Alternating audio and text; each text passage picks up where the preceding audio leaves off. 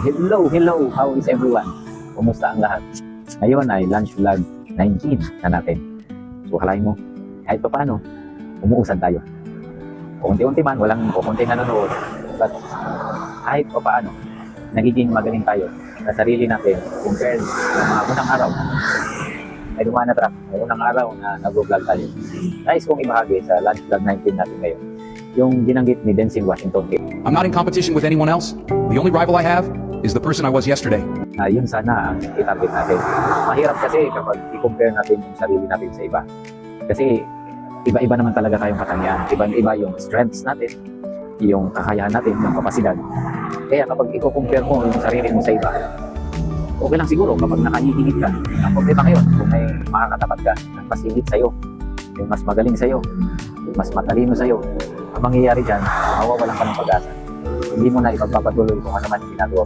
Subalit, kung yung sarili mo yung titingnan mo, uy, last year, mahihain ako sa camera. Halos hindi ako makuha ng litrato.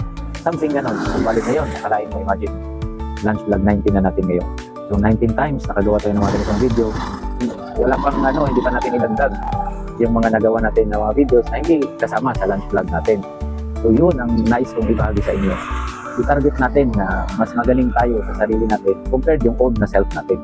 Kasi kapag yun yung titingnan mo, patuloy kang mai-encourage, patuloy kang mabibigyan ng pag-asa na ipagpatuloy kung ano man yung binanais mo, ano man yung tinatarget mong abutin. Target mo lagi na katulad ko na nag-umpisang nag-vlog na halos hindi makatingin sa camera, nahihiyang mag-picture. Ngayon, kumakapal na yung mukha natin.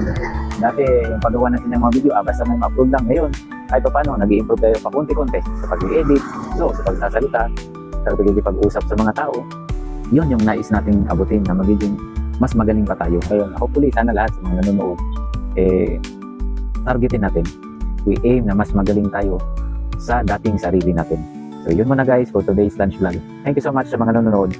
Ingat all, halong, God bless, camping.